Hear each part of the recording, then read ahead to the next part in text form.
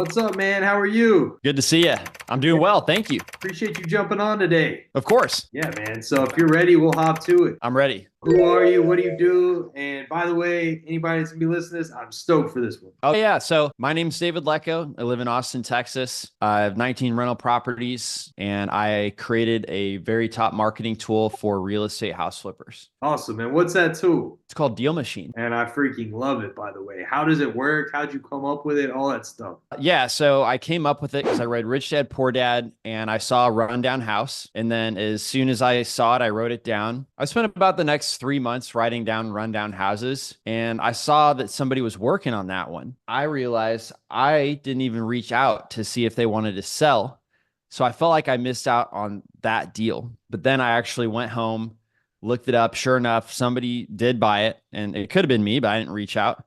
So I made an app in a weekend that would allow me to pin the house and send direct mail to the owner asking if they want to sell. And all I would have to do is tap on the app to send that postcard to that owner. So that's how DealMachine started. But today, most of us come to us for the data that we provide for 100, bucks a month. You can get access to everyone's phone number in the country. And there's not an incremental charge for doing that. It's included in the subscription fee. And it's actually really cool because if you don't know, normally when you get the phone number, you might pay 10 cents to go do a lookup or whatever. And then it gives you like who it thinks is the best.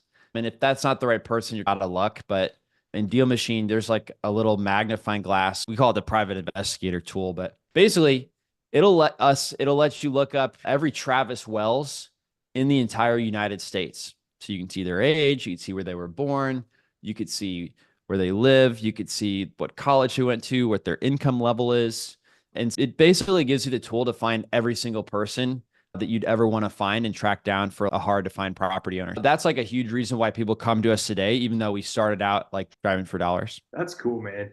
And you make it sound so easy. Oh, I just made this app that like pretty much gives everybody all the data. How the hell do you have a background in that? Or did you just start playing around with it? Yeah, I was a computer software major, and then I was wanting to do real estate investing. I just saw that there was not a tool to do what I was trying to do, which was write down the address or record the address and then also send mail. So I ultimately made the tool for myself. I didn't even realize that it was like something that other people would want to use until I went to a meetup, and the person who ran that meetup said that they would spend $1,000 to try any new marketing. So I was like, all right, let me get it on the app store for you so I can charge you some mail and you could try out this thing. So that was when I realized other people might want to use it as well. But it wasn't like too difficult to put the pieces together of a map, the county records, and sending the mail.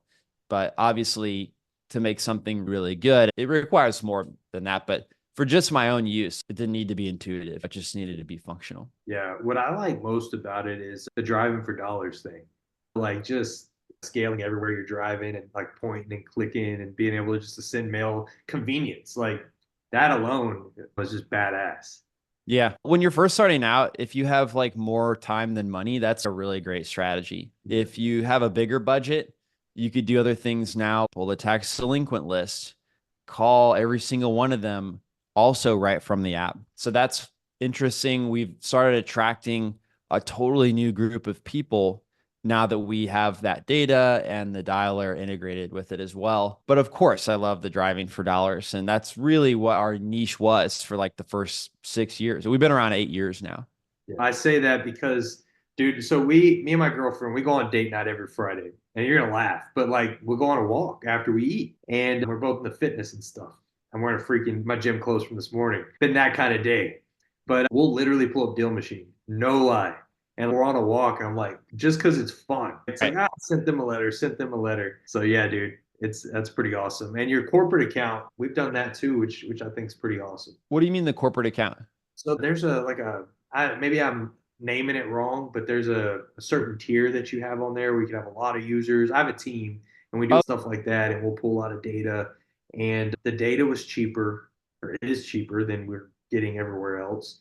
And like you said, there's just a lot of functionality. I'm not in the day to day in that, but I know when I looked at it, it's pretty badass. Like we are getting a lot of data and getting a lot of numbers instantly, and That was pretty cool. Yeah, I'm glad you're enjoying that. We call it the Teams plan, where you can have 15 people on it, Yeah. and you can export up to 100,000 per month as well. Yeah.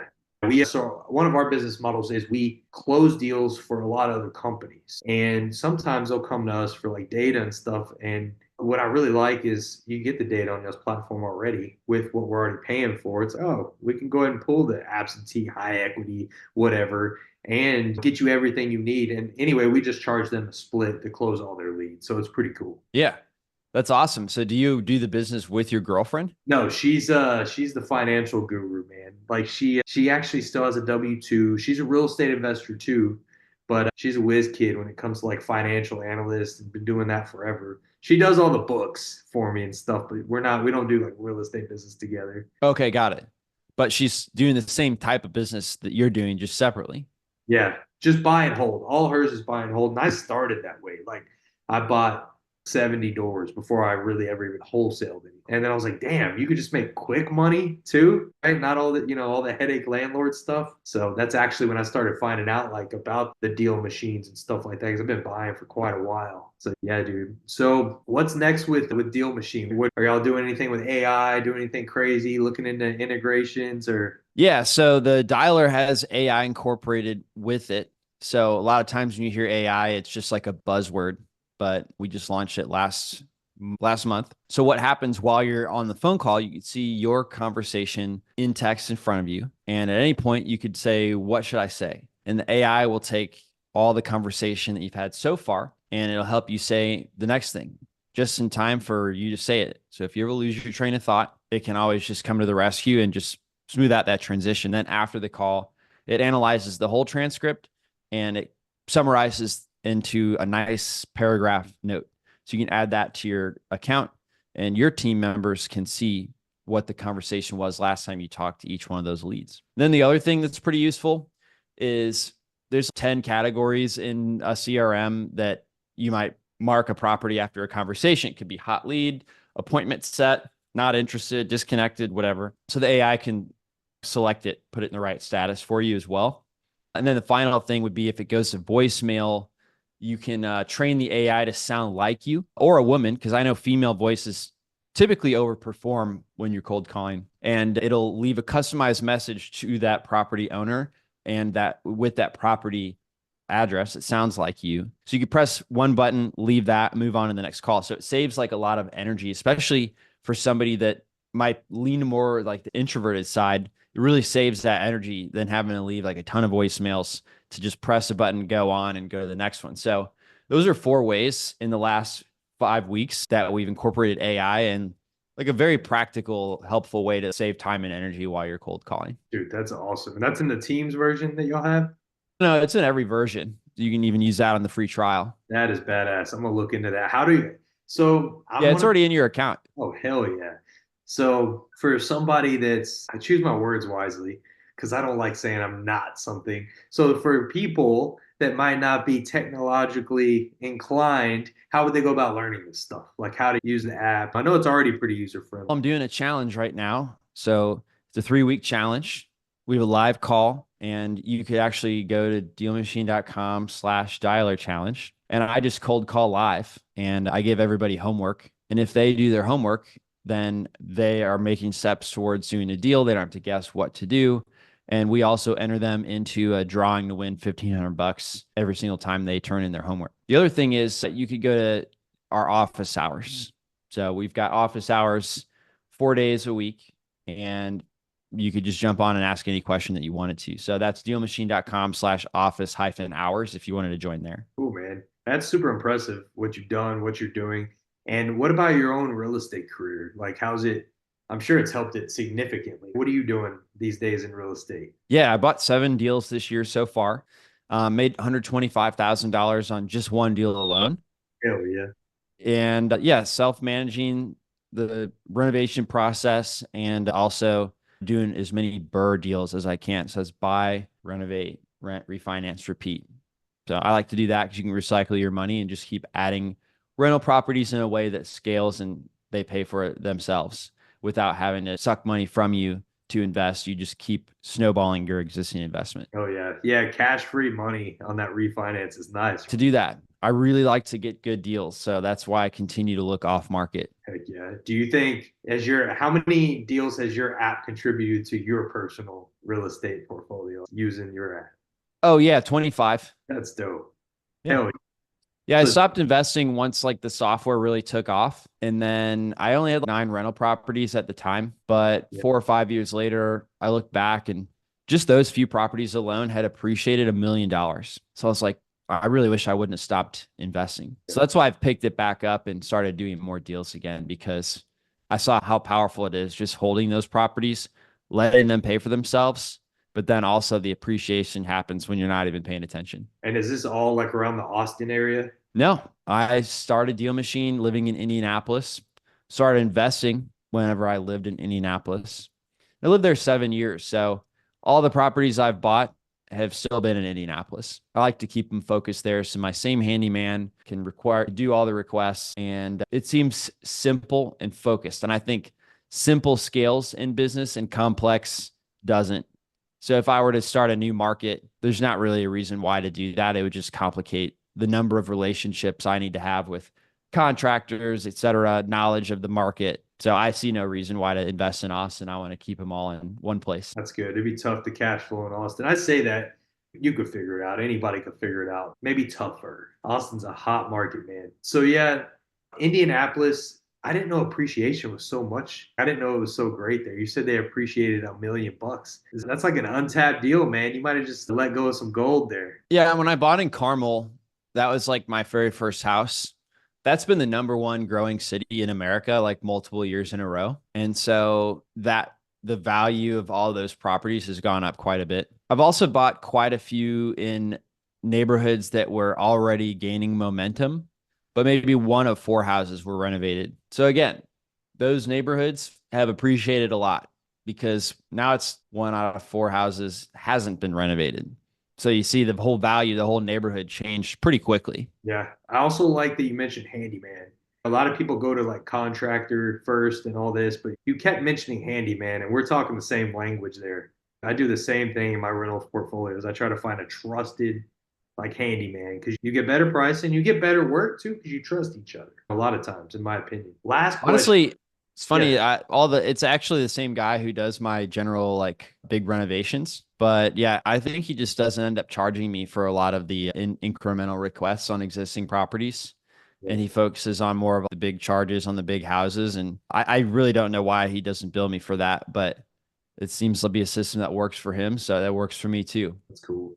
What do Yeah, you it's really cool. Hell yeah. What do you look for when you're looking for any of these properties, rentals, flips? What's your go-to? Where are you going to start? If you're like, you know what? I want to look for a new investment property right now. How Yeah. are you going to start that? Yeah. So my buy a property that would be worth $180,000 in perfect condition, and it probably needs some work. So if I buy it and fix it up, I want to be all in 125, and then I can refinance out, and it will rent for 1,800 a month. So there's no wholesaler that's selling you that property. You got to go find it yourself. Yeah, they're usually going to be keeping that. Hell yeah. Well, thank you again for coming on, man. I appreciate the hell out of you and the software you put out to help all of us investors. Where can people find you? Lecko on Instagram is the best spot. I took a challenge last year to post 4 times a day. And I see you posting a lot as well, podcast clips especially, but have really enjoyed building that community up for people who like not only real estate investing, but race car driving. And I think a lot of times people focus on the real estate investing, but they don't show why. And that's been really fun to put 2 of my interests together because one enables the other. So I've really enjoyed that. And if that sounds like something you guys would be interested in, Lecko on Instagram would be the best spot. Heck yeah. You drive race cars or you just into that? Yeah, I started racing last year and wasn't very good. And I got a coach and I actually won a race in June against 24 other people with the same car. I bought the next level up car. And this year I've been competing in the series for that, which isn't local. I have to go travel, but it's been just like a source of so much like fun to not only be like learning and doing fairly well, but to have a coach that is capable of getting me there and traveling to new tracks and having to learn a new track and then race on it 2 days later, and trying to find a decent place to eat in the middle of nowhere where a lot of these tracks are, and uncovering a hidden gem in the same time. So it's just been really fun. I probably every 3 weeks this year, doing some type of trip like that and racing. So it's been really fun. The car that I bought and travel with is called a Jannetta.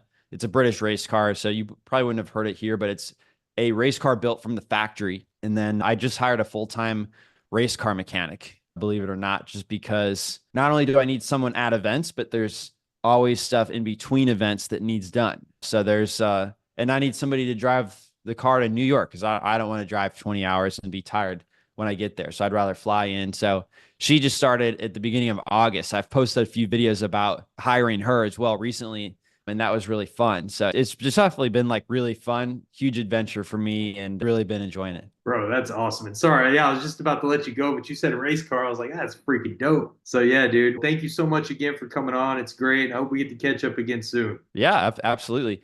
Do you primarily wholesale now, by the way? I still buy like mobile home parks, parks, that kind of stuff. I buy single family houses, but they have to be like 0% interest, like just killer, which I get a lot. You're gonna be like, this dude's full of crap.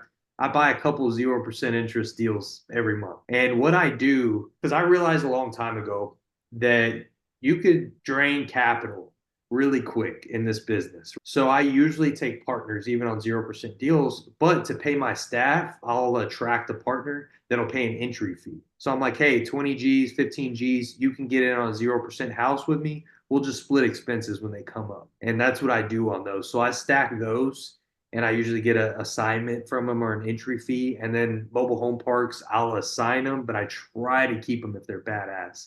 I usually don't ink it unless like I want it.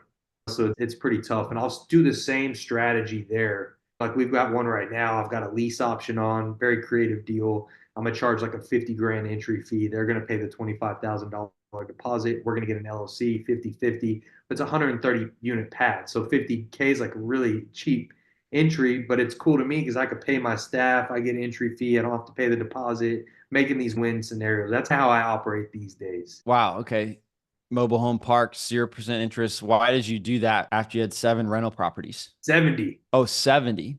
Yeah, 70. So I bird most of them. And what I realized is when I bird a lot of them, they're not cash flowing much anymore. Yes, I created cash on the front end, but now I got a couple $100s a month in cash flow, usually after I get my money and I've got all these houses. And yes, it's good money coming in, but with a lot of them, it became more headache, which I got a team and they manage a lot of that, but it's still under me. And I was like, damn, I'm always trying to figure out how do I maximize my energy. And I was like, if I'm going to do any more rentals, it's going to be something crazy. And I'm a extroverted closer. I'm like, I'm going to get 0% interest deals. Guys, I started doing that. All right, I'm going to get mobile home parks. Just When you say 0% interest deal, are you just talking the seller into seller financing? this is my rule. Say that it's $180,000 house. Say it needs 50,000 in work. I'm gonna pick it up for 130,000. I'm gonna give them retail price less expenses. I'm gonna look up rental meter, see what it rents for. Say it rents for 2,000, or what did you say, 1,800? Say it rents for 1,800. I'm gonna give them $900 a month in rent for the note payment, or for the note payment rather. So I'm gonna say, hey, $130,000, $900 a month for the note. Hold it for 100 months for me. You cool with that? Oh yeah, it needs 50K in repairs. I'll do that. Whatever. Or maybe sometimes we've bought some with nothing in repairs. They just didn't want to deal with it. But I like those kind of deals. Those sound like pretty good deals. Yeah, we get those a lot. Those are through, usually we get those through like direct mail or like social media. People will they'll DM me and be like, hey, I saw your post. We want to sell this house. I'm like, cool, you taking in payments? Sometimes they say yes. What does your post say that they saw? So usually I think I post about, personally, I post 7 times a day, but my VAs, they post 5 times a day. So we got 12 posts that are real estate per day, usually. So like somebody will catch something and they like associate my name with real estate maybe, and then they want to sell their house. They don't know what they want to do. They know nothing about it. Hey, we want to sell it. Usually when a seller wants to sell, they're going to look up Zillow, right? They're going to be like, I want this amount. Zillow says that. I'm like, cool. Will you take that amount in payments? Everybody else is offering me half. Cool. Will you take that in payments? And if I could get it on payments, I'll give them their price, my terms. We're cool. That's pretty cool. Hell yeah, dude. How long do you spread that out, by the way? 60 months is our minimum, and usually 100 months is where our sweet spot is, but 60 months is our minimum. Now, when you talk to an attorney, or attorney we use, not any attorney, everybody's different, every attorney is different. Attorney we like to use, they are trying to convince us to start doing 70 month because there's certain like wrap, if we want to wrap it, there's certain like wrap laws you get intertwined with. If it's less than 60 months, and the way that we structure it, the no payments, double. Like if you're making double when you wrap it, you could get in trouble. So, anyways, 70 months is the sweet spot if you talk to a few attorneys. Got it. That was really cool and interesting. It's opened my mind a bit when talking with a seller who doesn't want to come down on the price. So thank you for telling me that. You take that in payment. Rentometer.com, slash that in half and give them that payment. You're like, I'm telling you, like it works a lot. My Yeah, VAs are trained to ask, will you take that in payment? that's awesome. Hell yeah, bro. Thanks, man. Very nice meeting you. Appreciate you coming on. And yeah, let's crush it, bro. Sounds good. Thank you very much. I'll talk to you later, Travis. Later, man. Have a good one. You too. Thanks.